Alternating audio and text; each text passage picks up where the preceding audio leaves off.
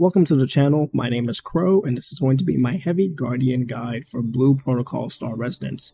Heavy Guardian is one of the two tank classes and is actually the more or less popular class than Shield Knight. But if you are still interested in Heavy Guardian, I will help you out in this video. This is going to be the basics on how to play Heavy Guardian, and then you can see if you actually want to spec up and have this be your main.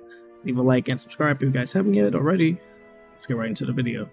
Let's go over skills for Heavy Guardian. So the good thing is that skills are very easy when it comes to Heavy Guardian. You're going to be running the same 4 skills literally all the time. You will never actually run a different skill besides the 4 in the slot right here unless it's a very niche situation. This is going to be your bread and butter, and unless you are really heavily invested into Heavy Guardian and know what you're doing, it's much advised that you just stick with this build setup, only because if you try to experiment, especially in raids or bosses, and not everyone's gonna like that. So first thing up is that we have Star Shatter here. Now Star Shatter, essentially what it does is helps you get more rage and boosts your mobility as well. Sand Shroud allows you to generate rage and then provide very good AoE damage. Then we also have Stone Form, which will allow you to taunt nearby enemies and increase your armor as well. And then the last skill that you should be running is Rage Burst. Not only is this great to help you apply CC to the enemy, like disrupting, but it also grants a shield, reduces your attack damage taken, and then deals a lot of damage within an area, most of the time more damage than your ultimate skill. Now there are some situations where you can switch out for another skill, although like I said, it varies. We have another option here, which is Sand Grip. Now Sand Grip allows you to vacuum pull in enemies in order to kill. Now I know a lot of people actually like to run this for farming, but if you are lucky enough, you actually would not run Sand Grip and you would run something like Tempest Ogre that has a large AoE attack when you are farming. So Sand Grip is grief. Once you get Ogre, you will just literally play Ogre all the time. Alright, moving on from that, the next skill will be Sand Ward. Now Sand Ward is a skill that helps you, survive really large hits. It can help you sort of cheat out of dying in some situations, but you have to actually learn the mechanics of the boss and if Sand Ward is actually a viable option, especially with your party or just how things are going. It's not a viable option just to play, just because your regular build is going to be this always. Next thing we're also going to talk about is the advancement. So when it comes to the advanced tab, you are able to use your books, which you will not get many, so it's very important for you to use this correctly. The priority that you actually want to use this in is Rage Burst first, and then Shield Bash, then your ultimate skill, and then you want to apply it to Star Shatter. After that, you're allowed to use your books and anything else, but that priority order will give you the best results for Heavy Guardian.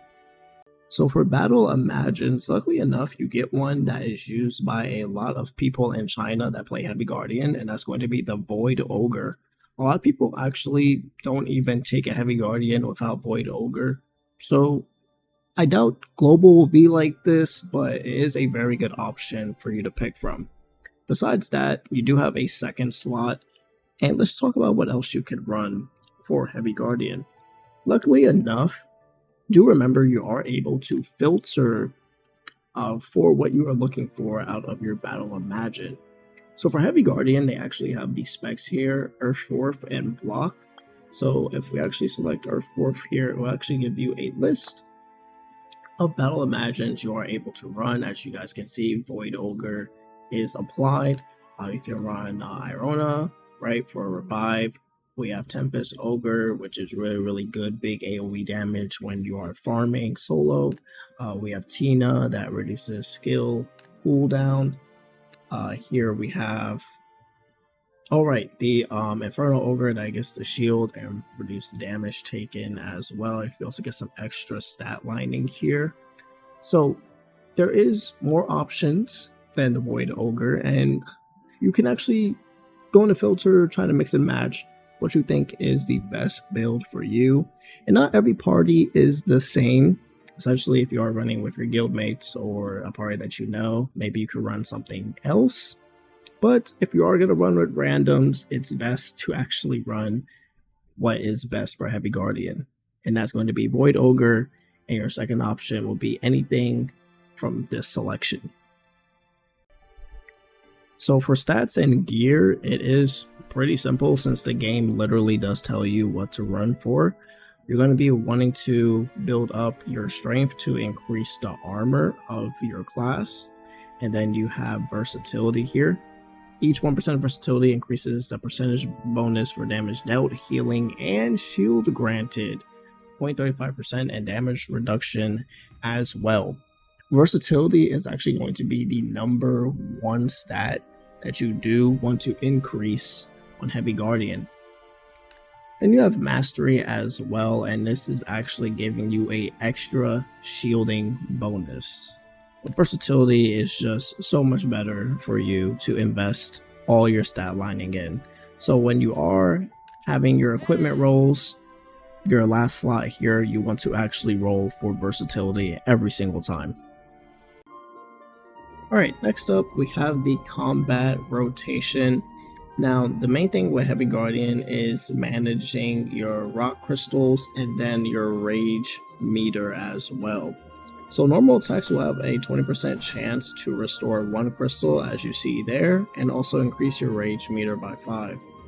We then have our Sand Shroud that will increase 6, and then we have Star Shatter Charge, which is the key number 2, that will restore 1 per use. Then our ultimate will restore 5 at once. So what you want to do is actually build your rage meter up all the way. Then you're going to be running Rage Burst, you want to run Shield Bash, then use your ultimate skill, use Shroud, go up your defense. Now we start using Shield Bash again, does some shatters, and we want to use Rage now that we're at 5. I want some more shatters as well to help you stack up, and use Shroud to gain more, use Shield Bash, Shatter to gain again, Shield Bash again, and then we want to wait for Rage, hit that off, and that's going to be your simple rotation. Really just managing your rock management, knowing when to taunt. Maybe right here, maybe the boss is about to do an attack animation, you taunt right here, stop the attack, want to build back up, hit off the Rage again. And there's moments where you actually don't want to try to wait for 5 to get your Rage back up, but you want to make sure if you are close to Rage, then you try to build back up to get the 5 to get your Rage off, and then you can rotate your skills once again. I do want to inform you that there are options for you to lessen the cooldown, because I know a lot of people have problems with Heavy Guardian skill rotation, saying it feels slow or sluggish. As you do progress, you are able to unlock this talent point, or you can get more Battle Imagines that have a cooldown decrease to allow your rotation to feel much better. Thank you guys so much for watching this video. This has been the Heavy Guardian guide for Blue Protocol Star Residence. As I do level up, since I actually do need to grind a lot, I will make another updated guide on the Earth 4th spec, which is the only spec you guys should be playing when it comes to Heavy Guardian. Thank you guys so much for watching. Leave a like and subscribe if you guys haven't yet already. And I will see you guys in the next video. Peace.